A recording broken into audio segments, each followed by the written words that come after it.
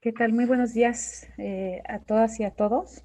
Mi nombre es Laura de la Lande, yo soy directora del área de innovación y desarrollo sostenible en Netos y les doy la bienvenida a nuestro primer evento en una serie de webinarios que vamos a tener sobre el tema de empresas sociales, una propuesta para las problemáticas sociales y ambientales en América Latina.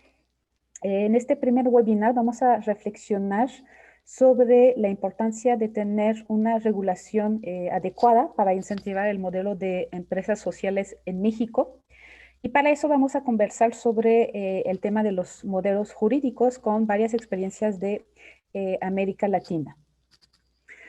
Quisiera comentar que este webinar y los demás se están realizando en colaboración con la Red de Investigación para una Nueva Economía, la REDINE, y la Alianza para la Inversión de Impacto en México. Y es por esta razón que quisiera dar la palabra a Itziar Amuchastegui, la directora de la Alianza para la Inversión de Impacto en México, y posteriormente a Saray Salvador, cofundadora de la Redine, para que nos den un breve panorama. Adelante, Itziar. Muchas gracias, Laure. Pues buenos días a todas y a todos los que nos acompañan hoy. Muchas gracias por estar aquí para platicar de este tema tan importante que es el de la empresa social en nuestro país. Mi nombre es Itziara Muchastegui y soy la directora de la Alianza por la Inversión de Impacto México. Somos una red de actores comprometidos con ayudar a resolver los problemas sociales y ambientales que hoy afectan a nuestro país y creemos firmemente que una de las herramientas más importantes para esto es la inversión de impacto. Eh, Justamente estamos convencidos de que si logramos que en cada decisión de inversión se considere no solo la utilidad y el riesgo, sino también el impacto, vamos a lograr transitar hacia una economía que ponga al centro a los seres humanos y al planeta, que consideramos que es lo más importante o que debe ser lo más importante para todos nosotros. Sabemos que uno de los grupos más afectados por la pandemia pues ha sido justamente los emprendedores y las emprendedoras sociales. Por eso consideramos que este espacio de diálogo es súper relevante y poder compartir con los expertos que hoy nos acompañan experiencias internacionales y justamente a raíz de este compartir conocimiento, ver cómo podemos enfrentar este reto o esta oportunidad en nuestro país. Entonces, pues bueno, yo ya no quiero seguir hablando, nada más quiero agradecerle mucho a Diego, a Juan Diego, a Lila y a Soledad por acompañarnos a inaugurar esta serie de webinarios. Agradecerle mucho a Saraí y a la red Redine por todo el trabajo que han hecho durante muchísimos años y a Ethos por todo el apoyo, no solo a la alianza, sino pues a todo el tema por generar conocimiento constantemente, por compartirlo y obviamente por organizar este evento. Entonces, muchas gracias, Laure.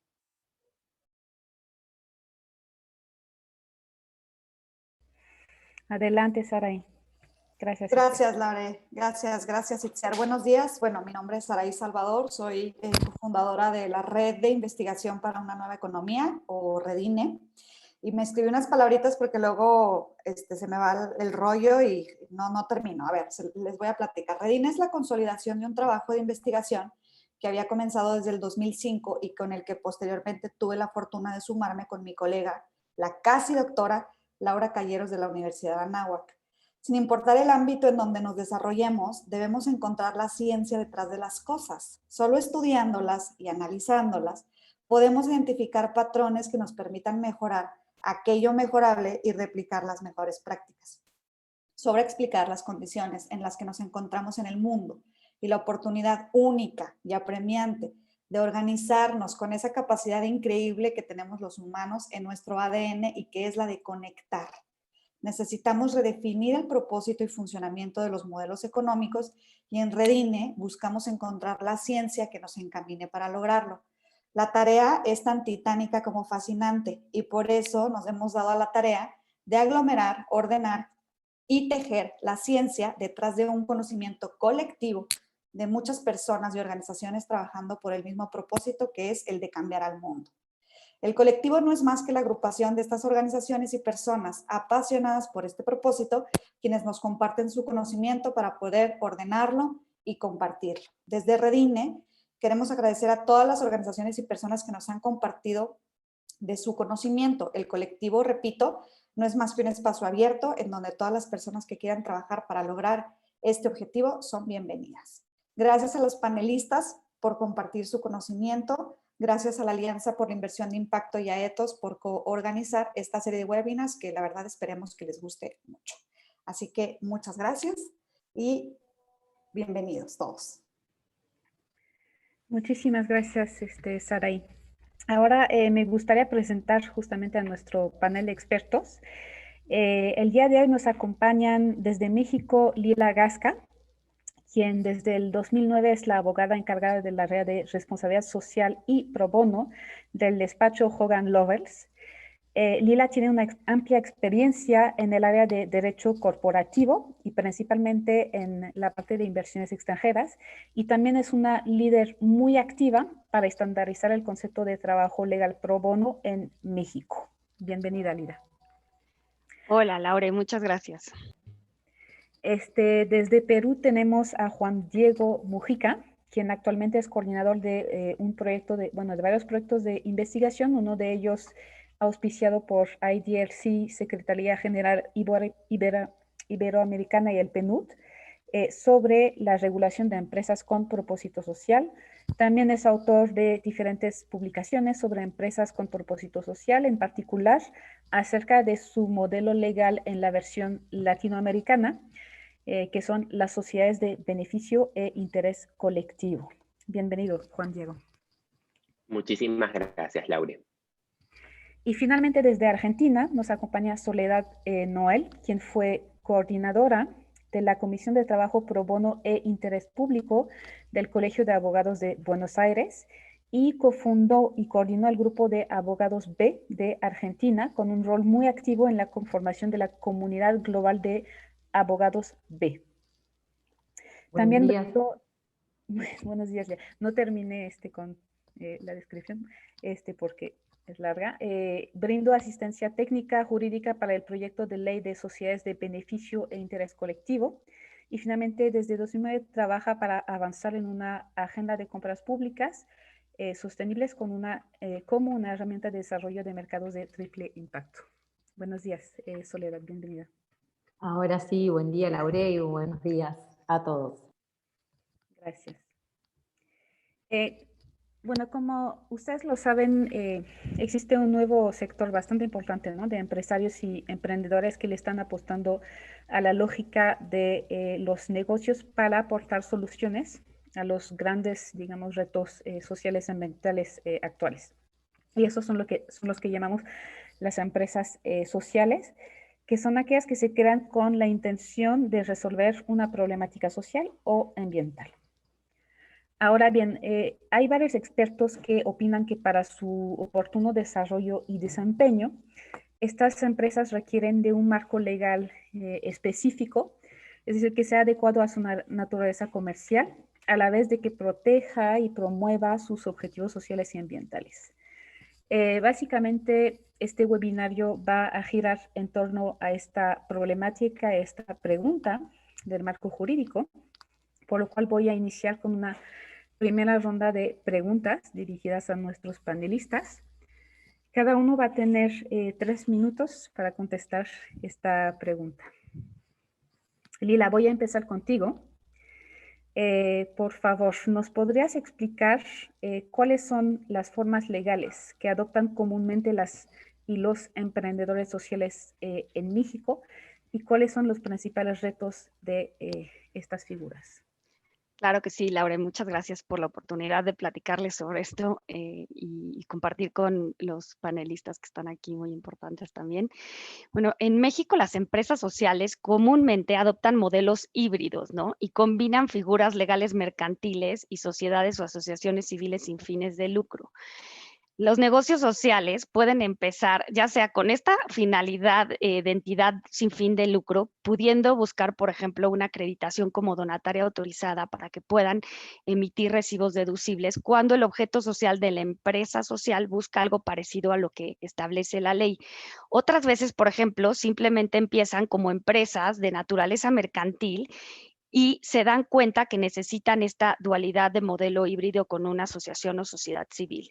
Sin embargo, lo que te puedo decir es que debido a la crisis económica y social, a la reducción de aportaciones de donativos individuales de la iniciativa privada y los apoyos gubernamentales, las donatarias autorizadas o las entidades lucrativas se han visto obligadas también a reinvertirse y buscar nuevas formas de financiamiento para continuar sus operaciones. Y por eso también encontramos una forma variada de operación, porque estas entidades sin fines de lucro se van desarrollando empresas paralelas sociales, ¿no? Para financiar sus operaciones sin fines de lucro. Y bueno, y esto después están ya las empresas sociales que se generan solamente con ese objetivo de un impacto social como lo conocemos, ¿no? Ahora, en cuanto a las figuras legales, en mi experiencia, las empresas, las entidades o los emprendedores tienen una difícil crisis de tarea al elegir una figura legal. Ya hablamos que ya son estas sociedades mercantiles que comúnmente las que más se usan es la Sociedad Anónima de Promotora de Inversión, que es la SAPI, la Sociedad Anónima y la Sociedad de Responsabilidad Limitada. Ahora bien, después tenemos las entidades no lucrativas que comúnmente utilizan la asociación civil o la sociedad civil y optan por esta característica especial de tener un beneficio fiscal a través de la figura de donataria autorizadas, que es un régimen fiscal especial en la ley del impuesto sobre la renta, ¿no? También existen otras figuras, por ejemplo, como las sociedades cooperativas, que tienen un régimen muy interesante, pero sin duda no es la figura para las empresas sociales, porque vemos muchas restricciones, como cuáles, como que el hecho que los socios estén obligados, por ejemplo, a consumir los bienes que producen, ¿no? Te queda un También minuto, Lila. Adelante. perdón, también existe la Sociedad de Solidaridad Social, que también tiene muchas restricciones y no lo veo.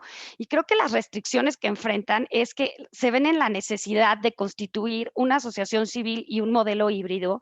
También existen muy pocos o casi nulos estímulos o apoyos gubernamentales para las empresas en rubros sociales y ambientales en el país.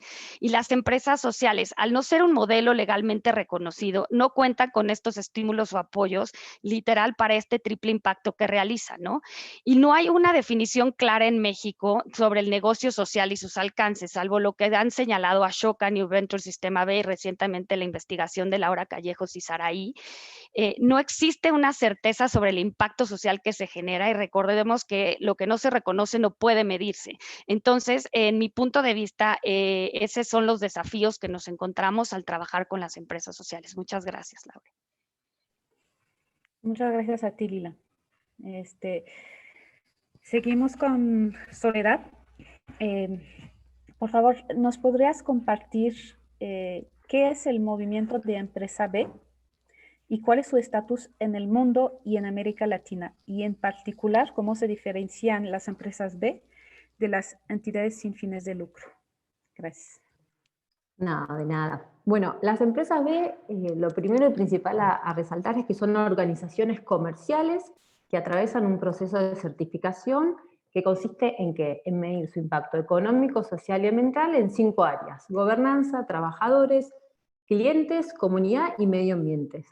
Por las características de este mismo proceso de certificación y la herramienta que se utiliza, que es la evaluación de impacto B, se trata de empresas que están en condiciones de medir y de verificar el impacto social y ambiental positivo que generan. Son empresas entonces que amplían sus fines, adicionando el impacto social y el impacto ambiental a la búsqueda de un rédito económico desde su modelo de negocio. Es decir, que utilizan la fuerza del mercado para generar un impacto positivo desde su negocio y no ya desde la lógica de la RCE, ¿no? ¿Todo ello para qué? Para generar valor, ya no solo a los accionistas, sino también a los diferentes grupos de interés vinculados justamente al negocio. Para certificar como empresa B, una empresa debe como mínimo cumplir con estos requisitos, tiene que tener 12 meses de operaciones, tiene que alcanzar un mínimo de 80 puntos por sobre un total de 200, esos puntos se alcanzan ya sea por prácticas operacionales o por tener un modelo de negocio de impacto. Tienen que operar en un mercado competitivo, es decir, no pueden certificar empresas que operan en un monopolio o empresas que son controladas por el Estado. tienen que ser organizaciones con fines de lucro, o sea que no pueden certificar las fundaciones ni las asociaciones civiles, y tienen que cumplir con lo que se llama el requerimiento legal. Este requerimiento legal implica que las empresas B deben incorporar en su estatuto 2 elementos. Por un lado, tienen que ampliar su objeto para incluir, su objeto social, digamos, para incluir este propósito social y ambiental, y a su vez en la cláusula vinculada al órgano de administración tienen que contemplar que los administradores tienen que gestionar, tienen que administrar ya no solo con este mandato de generar utilidades a los accionistas, sino también considerar a las distintas partes vinculadas al negocio. Adelante. Gracias. En Latinoamérica hay más de 660 empresas B, en el mundo más de 3.700, y hay más de 80.000 empresas que han utilizado la evaluación de impacto B y la han completado en un 90%. ¿Por qué les doy estas 3 cifras? ¿No? Porque lo que nos muestra es que el desafío está en que cada vez más empresas se comporten como una empresa B, se hagan cargo de su impacto y midan ese impacto, ¿no? y lo gestionen, por supuesto. Las diferencias con las organizaciones sin fines de lucro creo que las describí, ¿no? Tiene que ver justamente que son organizaciones comerciales que distribuyen utilidades, y que solo pueden digamos, certificar aquellas empresas que justamente tienen esa organización empresarial. Muchísimas gracias, Soledad. Quedó muy claro el movimiento de las empresas B. Ahora bien, yéndonos con Juan Diego. Juan Diego, ¿nos podrás compartir cómo es o ha sido el proceso legislativo en países de América que sí han adoptado o están adoptando una figura legal de empresas sociales? Sí, claro, Laure. Bueno, en primer lugar, me parece importante señalar que las leyes vigentes o en tramitación que intentan dar identidad jurídica a las empresas sociales, o más conocidas, o las llamamos empresas con propósito social y ambiental en Sudamérica, nos vamos a centrar en un término en sentido amplio, la empresa con propósito. En este sentido, en esta definición de empresa con propósito, la mayor experiencia regulatoria o legislativa en nuestra región es la de la exportación de un concepto que viene de los Estados Unidos, muy ligado a la certificación B, pero distinto porque tiene consecuencias legislativas y jurídicas, que es el concepto del Benefit Corporation. Este término legal o este modelo legal de empresa se ha exportado de los Estados Unidos y se ha, digamos, prolifera en América Latina, teniendo presencia en varios países. Antes de referirme a estos países, les quiero compartir cuáles son los 3 elementos esenciales de este modelo jurídico. El primero es la identificación de un propósito social y ambiental.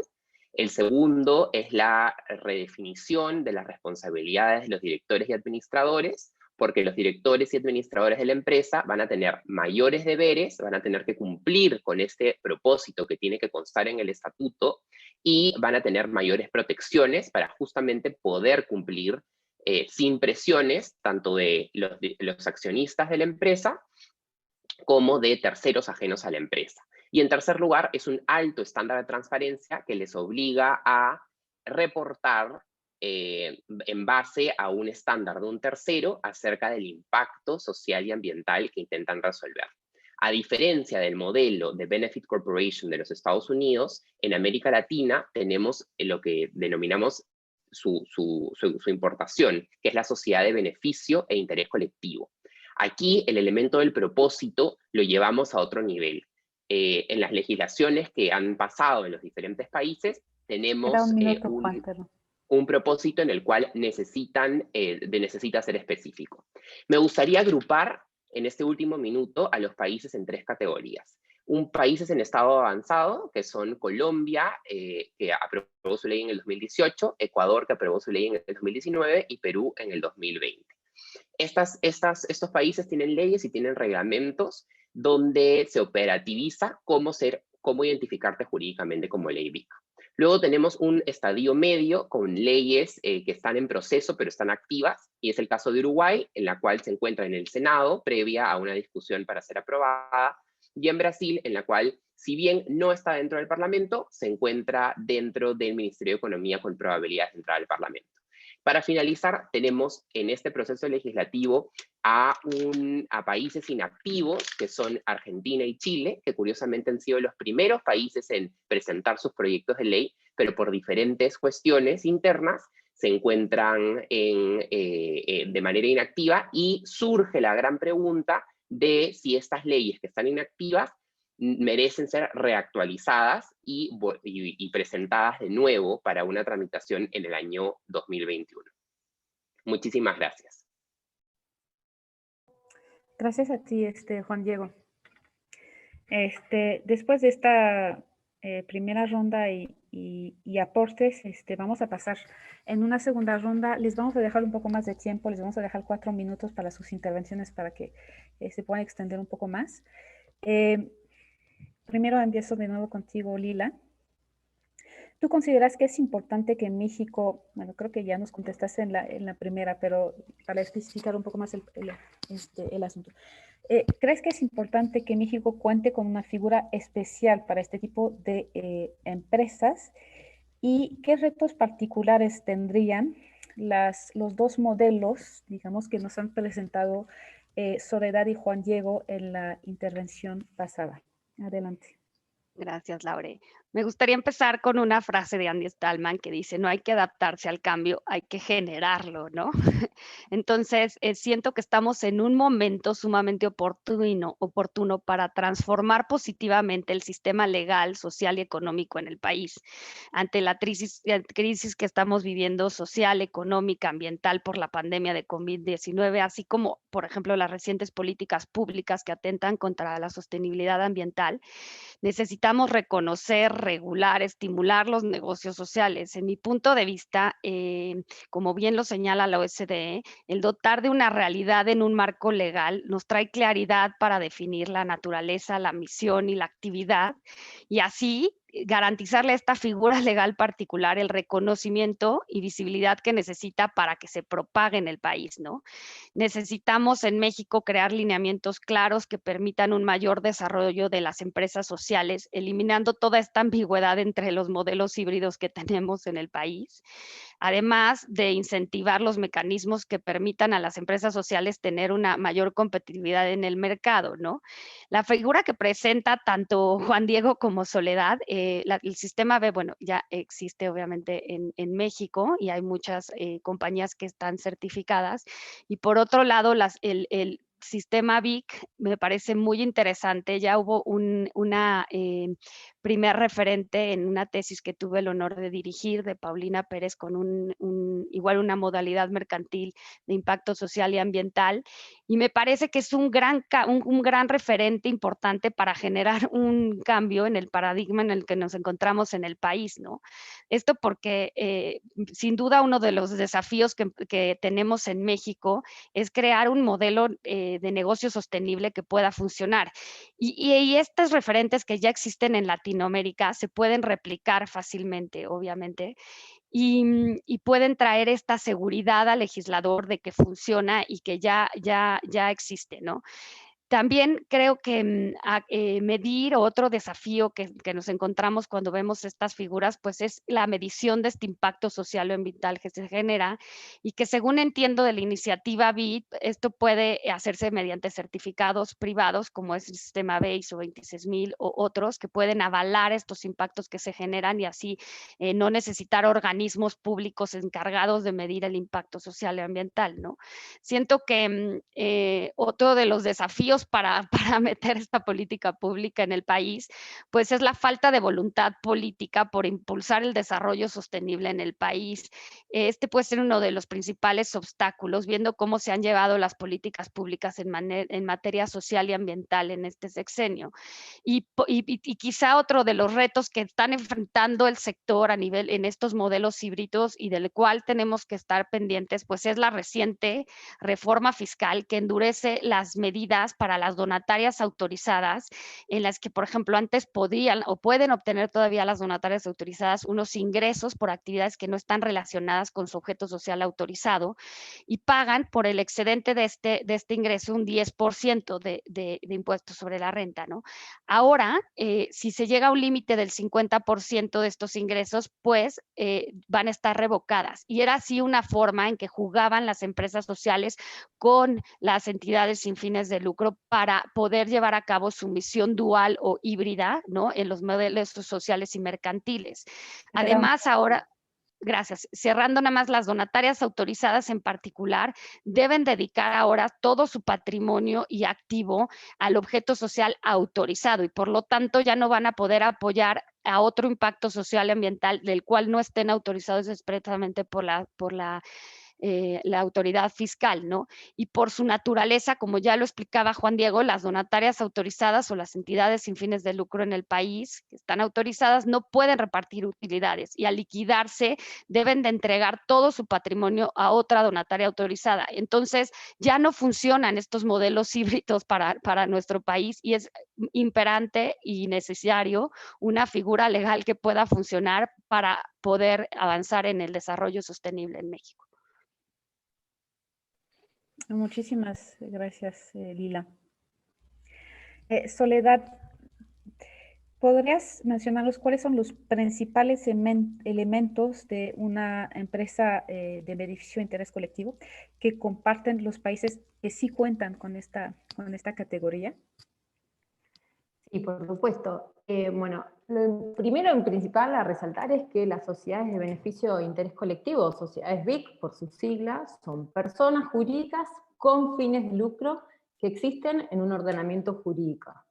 Una de sus principales características es la asignación de este mandato legal por el cual tanto accionistas como administradoras deben procurar generar un impacto social y ambiental positivo y verificable, simultáneamente con la generación de utilidades. Entonces, a diferencia de otros modelos de empresas con propósito y de las personas jurídicas sin fines de lucro, las sociedades BIC tienen un ánimo de lucro y pueden distribuir utilidades a sus accionistas, salvo, por supuesto, pacto en contrario, ¿no? Entonces, el bloqueo de utilidades no surge de la ley, sino que es algo que es facultativo.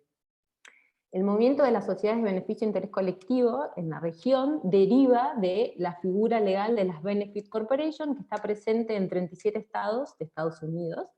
Entonces, lo que decimos mucho con Juan Diego es como que las sociedades BIC tienen que entenderse como esa respuesta latinoamericana al modelo de las Benefit Corporation. Las sociedades BIC tienen 3 elementos esenciales. Uno es este propósito de beneficio o finalidad de generar un impacto positivo social y ambiental. En este sentido hay algunas legislaciones que tienen un entendimiento abierto del propósito, indicando que este propósito consiste en generar un impacto positivo social y ambiental en la comunidad, mientras que hay otros marcos normativos que tienen una óptica más cerrada, exigiendo que en el estatuto se establezca de forma específica cuál es ese impacto positivo social y ambiental que la sociedad va a estar realizando. La existencia de este propósito en el estatuto es lo que después también va a dar razón al régimen de responsabilidad y de transparencia. El segundo elemento es la responsabilidad ampliada, decimos, de los administradores. ¿Por qué ampliada? Porque ya no va a tener que, como decíamos al principio, gestionar únicamente con este mandato de maximizar la utilidad para los accionistas, sino también con este mandato de generar valor e impacto positivo en las demás partes vinculadas al negocio. Esto tiene como correlato que van a tener protecciones frente a posibles demandas de socios o accionistas por la no maximización de utilidades, y a su vez todas las legislaciones vigentes establecen que el cumplimiento de esta obligación, de esta mayor responsabilidad, solo puede ser exigible por los socios de la sociedad, no así como por terceros. El tercer elemento es que deben justamente reportar cuáles son en forma anual, junto con la presentación de sus estados financieros, ¿no? Cuáles son las acciones realizadas para el cumplimiento de este propósito o este impacto social y ambiental. Este reporte, además, tiene que ser presentado, por supuesto, ante el organismo de contralor correspondiente según cada normativa. Se preguntarán entonces cuáles son las diferencias entre sociedad BIC y empresa B. La primera diferencia que quiero dejar bien en claro es que la sociedad BIC es un... De acuerdo. La sociedad BIC es un modelo jurídico de organización empresaria, ¿sí? Mientras que la empresa B es una empresa que atraviesa un proceso de certificación que es otorgada por esta organización americana que se llama BILAB, ¿sí? ¿Hay relación entre ellas? Sí, hay relación. El movimiento de las sociedades BIC tiene muchísimo vínculo con el movimiento de las empresas B y busca recopilar esos tres elementos esenciales que tanto están presentes en las empresas B como en las sociedades BIC. Otra diferencia es que este modelo jurídico de organización no está disponible en todos los países, solo en algunos: Estados Unidos, Italia, British Columbia en Canadá, Ecuador, Colombia y Perú, mientras que la certificación de empresa B está disponible para todas las empresas del mundo. Y el tercer elemento tiene que ver con la performance, ¿no? Las sociedades BIC hacen una declaración, presenten este reporte ante el organismo público correspondiente, mientras que las empresas B tienen que alcanzar para certificar como mínimo estos 80 puntos y atraviesan todo un proceso de verificación. Okay. Muy claro, muchas gracias, Soledad. Juan Diego, ya hemos comentado que estás liderando un proyecto de investigación importante a nivel América Latina sobre el tema de la regulación de estas empresas con propósito social. Por favor, ¿nos podrías dar un breve panorama de las recomendaciones que están dando para el caso de México? Por supuesto. Efectivamente, desde hace 1 año y medio vengo coordinando un proyecto de investigación sobre empresas con propósitos de regulación para Iberoamérica, y desde mediados del año pasado pude tomar contacto con el Centro Mexicano Pro Bono, quien articuló un estupendo grupo de trabajo para poder justamente revisar el estado del modelo jurídico de empresas con propósito en México. Este grupo está compuesto por varias personas que ustedes conocen, como Laura Calleros, Lila, que nos acompaña en este webinar, Ivette Montero, Saraí y Alejandro Stagmoglu. Este esfuerzo nos ha dado la posibilidad de alinear la discusión mexicana sobre la corriente de la empresa social con este término de empresa con propósito que venimos aplicando en Sudamérica, y poder justamente crear una discusión dentro de México acerca de por cuál modelo ir, ¿no? Tenemos diferentes, digamos, hemos advertido de que hay diferentes propuestas de proyectos de ley, y hay quizá esta confusión terminológica sobre qué cosa aplicar en México: la empresa social, la empresa con propósito, una sociedad BIC. Entonces aquí tengo un par de anotaciones. Lo primero es ver, digamos, qué es necesario para la realidad mexicana, y esa es una respuesta que los abogados y los operadores jurídicos mexicanos tienen que ver y conversar con el tipo de empresa con la cual van a, digamos, solucionarle los problemas de identidad jurídica sobre su impacto social y ambiental. Y el segundo tema es el modelo más específico. Digamos, es importante, ¿quieren ir hacia un modelo más específico de empresa social, o sería más conveniente tener un modelo más amplio como el BIC, ¿no? Puedo compartir con ustedes 3 recomendaciones puntuales del informe mexicano. El primero es que, en cuanto a modelo de empresa, efectivamente no existe un modelo de empresa en México, y genera lo que Lila ha comentado: esta tremenda inseguridad jurídica y sobre costos operacionales de tener 2 figuras, una con fines de lucro y una sin fines de lucro.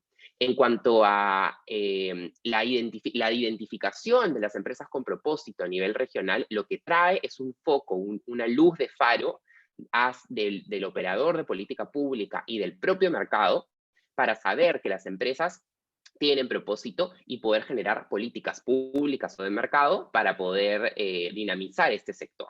Entonces, lo que vemos también en el informe mexicano es que no hay incentivos ni tributarios ni de acceso a la compra pública que permitan hacer más atractivo a este ecosistema de impacto, ¿no? Entonces, estos incentivos con respecto a tributación o a compra pública no tienen una conversación dentro del sistema.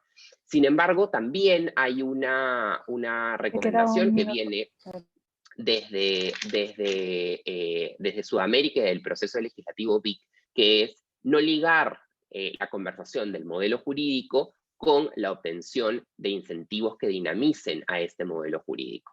Entonces, eso es bastante interesante porque vemos a través de este informe que va a ser publicado próximamente una suerte de alineación de la discusión mexicana con la discusión iberoamericana sobre el concepto, digamos, más grande de la empresa con propósito y la necesidad de que en México se tome una decisión sobre qué es lo que quieren regular.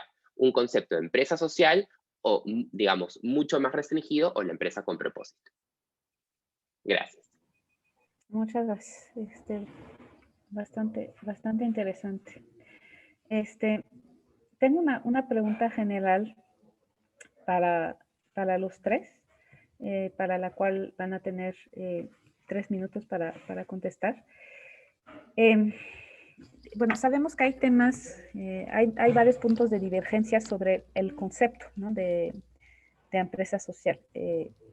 Por ejemplo, uno de los temas puede ser si se tiene o no que repartir utilidades, si pueden o no recibir donativos, etc. O sea, de lo que ustedes mismos mencionaron.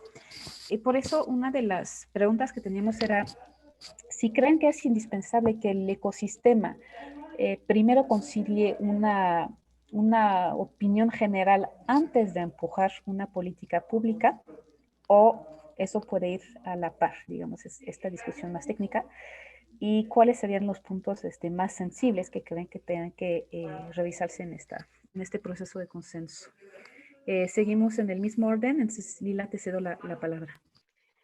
Muchas gracias, Laure. Justo yo soy de la corriente más de Yunus, ¿no? Más conservadora. Entonces, me ha gustado mucho la discusión que se ha hecho en México sobre esto, y gracias a Juan Diego y al equipo en el que estamos, pues podemos empezar a conocer otras figuras que han servido, ¿no? Y a mí, ahorita en lo que tú preguntas, me parece que ya tenemos este ecosistema en el del emprendimiento social, que empezamos ya a conocer todos los distintos modelos que ya están aplicados en otros países y que generalmente pueden participar a través de una propuesta legislativa para incentivar este sector, ¿no? Y del cual deberíamos de adoptar, ¿no?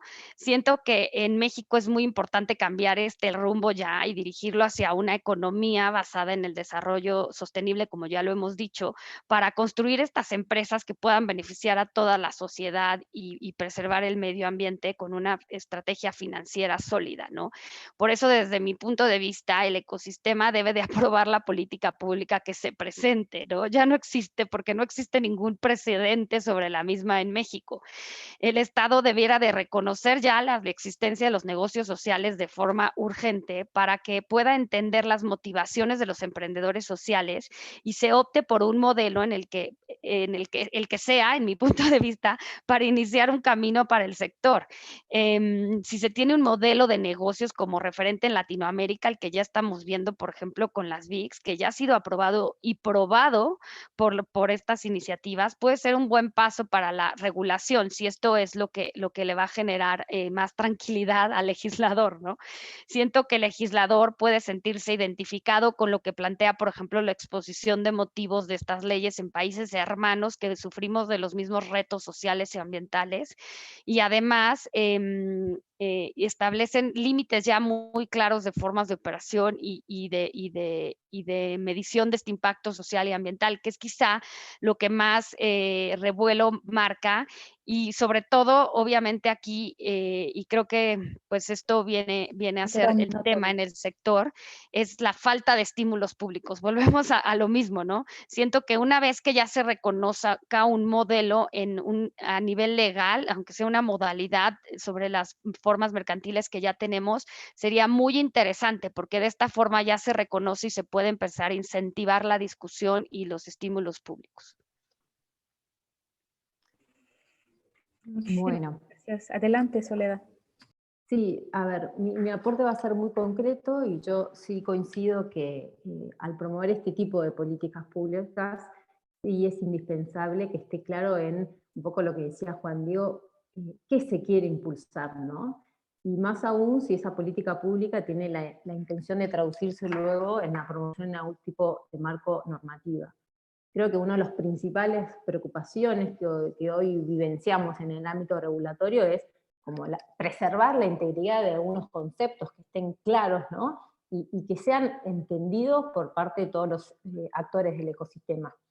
En estas temáticas que aún son nuevas, que están en constante evolución, que son muy dinámicas, y en donde sin dudas hay mucho por construir, se hace muy patente, en mi opinión, la necesidad de que el Estado, que quiere impulsar este tipo de políticas, para fomentar a los distintos actores del cuarto sector, y hay que entender que hay distintos actores también, no todos van tras lo mismo, y eso es una conversación que creo que tiene mucho sentido tener.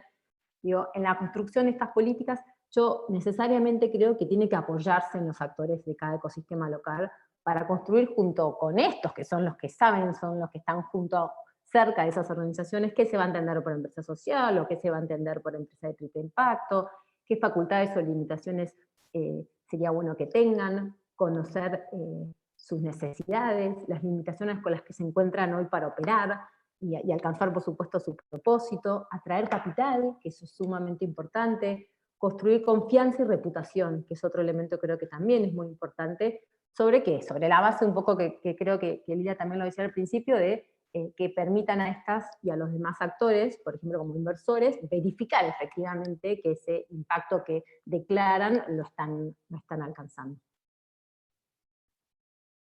Okay. Muchas gracias, Soledad. Adelante, Juan Diego. Bueno, muy en línea con lo que mencionaba Soledad y Lila, yo creo que una de las cosas más interesantes es, si bien parece estático a lo largo de los años, el derecho empresarial está ahí para poder servir a los operadores jurídicos y a los ciudadanos que quieren hacer empresa y volverse accionistas en atender sus necesidades e identificar cuáles son sus intereses en un momento en el tiempo.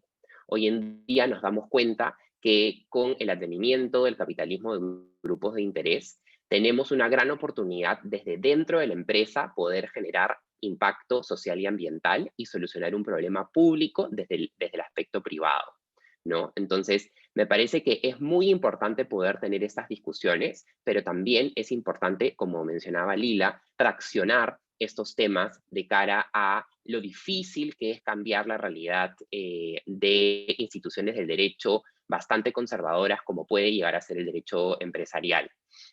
Entonces, me gustaría añadir que a nivel regional hemos tenido 2 conferencias internacionales de abogados de impacto, de lo que hoy se conoce como la Red Latinoamericana de Abogados de Impacto, en la cual se ha conversado acerca del modelo BIC.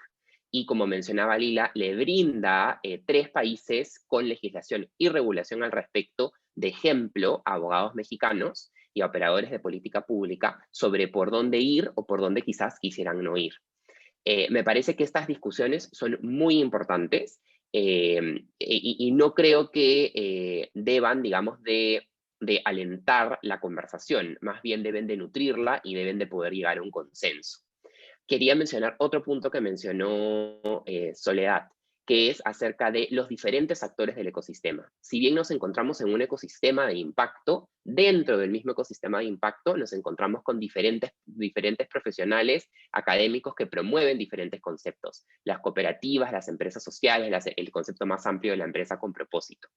Somos de por sí una minoría en el mercado legal y también digamos, en el mundo de la política pública. Entonces, en vez de enfrentarnos por cuál concepto debe prevalecer, ¿no? La típica aclaración de las cooperativas han estado ahí por muchísimo tiempo porque no las seguimos usando, o digamos la empresa social es mucho más fiscalizable que la empresa con propósito, etcétera. Tenemos que unirnos y poder co-construir un ecosistema que realmente dinamice y priorice el que hoy en día se realice una actividad empresarial con propósito, que resuelva problemas sociales y ambientales que en nuestra región abundan.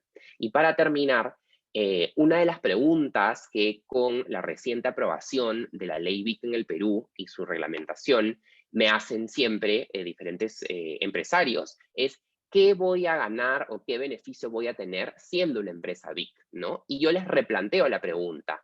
La pregunta tiene que ser, ¿A qué me voy a comprometer a solucionar en mi medio de índole social y ambiental cuando me comprometa legalmente a ser empresa BIC, ¿no? Esa es es un cambio de pregunta porque tenemos a través del empresariado la posibilidad de generar impacto social y ambiental real, medible y concreto. Y a través de los modelos jurídicos, lo que queremos es traer la atención del legislador y del propio mercado a este tipo de negocios, para luego, en un futuro, en una elaboración de políticas públicas graduales, conversar acerca de incentivos tributarios, incentivos de acceso a una compra pública sostenible, entre otros, que requieren efectivamente un estudio muy particular y minucioso de la identificación jurídica con un modelo. Muchas gracias. Gracias a ti, Juan Diego. Tenemos varias preguntas del público, entonces voy a escoger algunas para ya cerrar con este evento.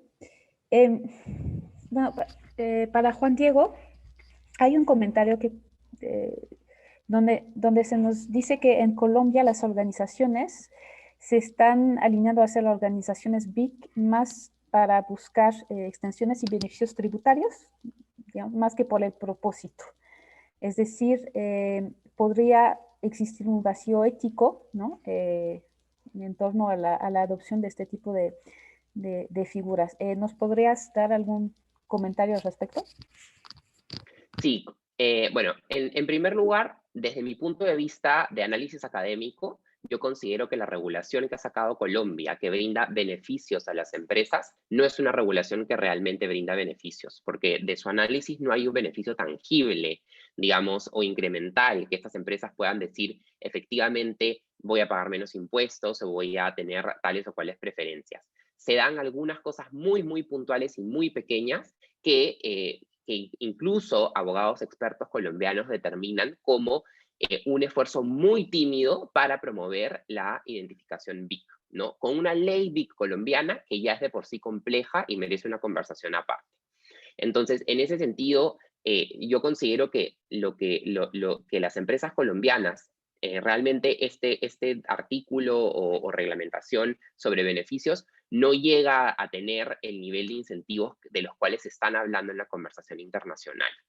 Eso por una parte. Y por otra parte, con respecto a la política o a la gran pregunta sobre si es ético o no ético que la empresa con propósito solicite incentivos de diferentes índoles en los ecosistemas de impacto en la región, a mí me parece que la empresa con propósito tiene una naturaleza jurídica distinta a la empresa tradicional. Es una naturaleza jurídica que contempla dentro del núcleo del negocio, del modelo de hacer empresa, la solución de problemas sociales y ambientales públicos. Por lo tanto, a mi criterio y de otros investigadores, esta naturaleza jurídica justifica el hecho que de manera verificable, evidentemente, puedan acceder en un futuro a incentivos tributarios o accesos preferenciales a la compra pública, ¿no? ¿Y cuál es esta justificación? Justamente la realización de soluciones a problemas sociales y ambientales que he mencionado anteriormente. Pero para ello necesitamos generar confianza en la región, y eso es un tema que Soledad y yo hemos discutido e investigado ampliamente, que no la tenemos en este momento, ¿no? Entonces, ahí hay la llave del asunto es básicamente cómo generamos confianza en la administración pública, en el ciudadano consumidor y dentro del propio ecosistema empresarial. Y eso es algo que es un reto de todos trabajar. Y ahí, Juan Diego, agrego una cosita y es, digamos, nosotros no podemos evitar promocionar determinado marco normativo por el potencial abuso del derecho, ¿no? Creo que el foco está en trabajar, en lo que decía un poco Juan Diego, y creo que tal vez culturas como la estadounidense nos muestra cómo los sistemas que se basan en la confianza sobre instituciones sólidas y controles son los que en definitiva te dan la tranquilidad de que violada la ley, abusado, ¿no?, ese derecho por el cual la ley busca reconocer, hay sanciones, ¿no? Digo, en la América Latina estamos siempre acostumbrados a tener miedo a dar beneficios porque a ver qué pasa, ¿no? Entonces, en otros países se abusa de la ley, se incumple, sanciones, ¿no? Entonces, en algún punto, creemos que toda esta como normativa que viene de la mano de la economía de impacto va a necesitar que de alguna manera empecemos a fortalecernos en sistemas normativas que supongan esta confianza, porque si no siempre vamos a estar evitando, ¿no?, promover determinadas normas por ese miedo a la violación. Y por otro lado, sin dudas creo que está toda la parte reputacional, ¿no? Por lo menos en Argentina, en su momento las ONGs también pasaron por toda esa especie de no me sale la palabra, como ese tamizarse, ¿no? Había fundaciones que no tenían buena reputación, otras que las fueron construyendo, entonces el mercado las valorizaba. Creo que eso sin duda también va a venir de la mano de todo este movimiento, ¿no? Entonces, en la medida que las empresas reporten de una manera medible, cuantificable, con sus indicadores, construyamos esos sistemas que el mundo se está preguntando qué es impacto, cómo medir impacto. Hay una organización global que se llama la Global Impact Manager que se dedica a eso. Entonces, en la medida que vayamos avanzando eso, también va a estar el mercado, ¿no?, evaluando la reputación, y eso hay que dejar correr, sin miedo también, pero sin duda se necesitan los incentivos, ¿no? Un poco por lo último que decía Juan Diego, porque las organizaciones privadas se están haciendo cargo de atender a desafíos sociales y ambientales, y no son iguales de las que no lo hacen, ¿no? Entonces siento que en ese sentido hay que darles ese tratamiento especial que merece el que se estén haciendo cargo, que estén haciendo inversiones en ese sentido. Entonces, por eso creo que sin dudas es necesario como promoverlas a través de los instrumentos que podamos construir. Gracias. Lila, justamente para el caso de México, ¿cómo ves este tema de la confianza del que hablan Juan Diego y Soledad, y de este ecosistema? Justo coincido con Soledad. Justo en México lo que pasó ahorita con la reforma fiscal es que pagan justos por pecadores, ¿no? O sea, en vez de hacer más sanciones, haces más restricciones, y en vez de en verdad aplicar a la ley para los que los incumples, restringes al sector.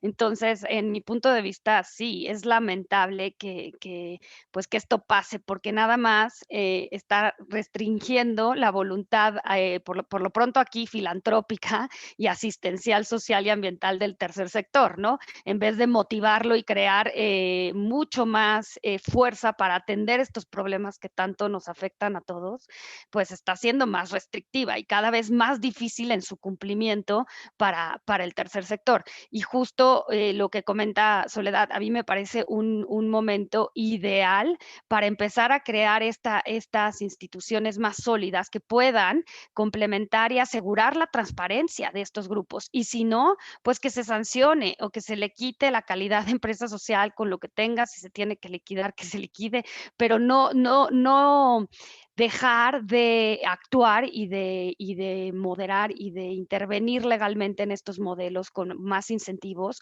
porque de lo contrario, entonces lo que estamos haciendo es desincentivar al sector, ¿no? Aquí están las empresas sociales en México que no tienen ni idea cómo trabajar en estos modelos híbridos, ¿no? Porque tienen un riesgo fiscal y también están tratando de encontrar dónde está el punto fino en donde pueden actuar entre la asociación civil y la empresa social, y comparten partes relacionadas y tienen todos unos retos muy importantes que atender. En cambio, si ya tuviéramos incentivos claros, transparencia, y esto creo que sería un gran paso para apoyarles, ¿no? Gracias. Siguiendo con el caso mexicano, hay una pregunta bastante específica que me parece interesante. ¿Cuál es la diferencia entre lo que ya existe, la figura de las empresas de la economía social y solidaria, con el modelo de empresas que hemos venido discutiendo, desde tu perspectiva, Lila? Perdí el micrófono. Desde mi punto, lo que existe en México ahorita, como lo vimos, para la empresa social en particular, para el modelo que estamos viendo o la definición que está hablando tanto Juan Diego como Soledad, es que no existe nada. O sea, sinceramente, solo están las empresas mercantiles que tienen que buscar una forma de trabajar, pero no por eso significa que tiene ya un modelo establecido de qué impacto social o ambiental van a general, qué es lo que están atendiendo, cuál es la definición de este modelo estratégico. Existe la sociedad que les había hablado de solidaridad social, pero también es muy restrictiva hasta las personas que la conforman. Y la cooperativa tampoco funciona porque tiene muchas restricciones que no abundan en el concepto de impacto social o ambiental que estamos viendo en las empresas sociales. A mí me parece que es un tema que ya se debe de atender y que la legislación mexicana en estos momentos no permite o no reconoce estos modelos de empresas sociales o con propósito, impacto, la que sea, ¿no? Pero al no reconocerlo ni siquiera sabemos en dónde estamos jugando, porque están jugando como una empresa mercantil normal y luego por otro lado como una asociación filantrópica asistencial, ¿no? Entonces justo volvemos al mismo tema. Una especie de paranoia ahí entre los dos propósitos. Soledad, nos preguntan de manera muy concreta cuáles son los beneficios de ser certificados en el sistema B. Hay un poquito, no me acuerdo el nombre de la persona que lo hizo, pero le contesté en forma directa y lo comparto acá también. A ver, las empresas B, digamos, ¿por qué certifican? Certifican por una identidad, ¿no? Certifican por ser parte de una comunidad global de empresas que hoy están posicionadas como aquellas empresas que están traccionando desde el mercado, desde el modelo de negocio, para generar un impacto social y ambiental positivo. El sello B es una marca, ¿no? Que da este posicionamiento.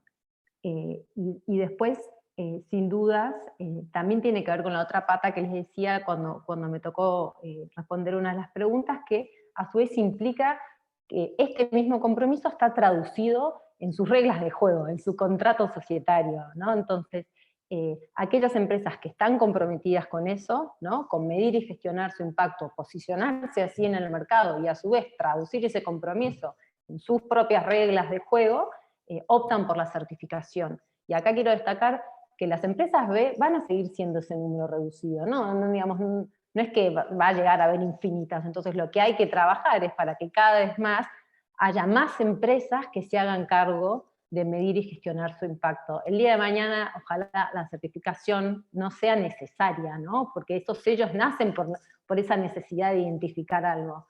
Entonces, en Sistema B, de alguna manera, siempre se promueve un poco esto, ¿no? De las empresas que certifican o que se comporten como, ¿no? Muchísimas gracias. Pues con eso ya se nos fue el tiempo. La verdad es que la conversación ha sido bastante rica. Abordamos muchos temas, pero sobre todo creo que quedaron bastante claros los enormes retos. Entonces, agradecemos muchísimo a nuestros panelistas, Lila, Juan Diego, Soledad, por su participación. Muchas gracias a la audiencia por habernos acompañado.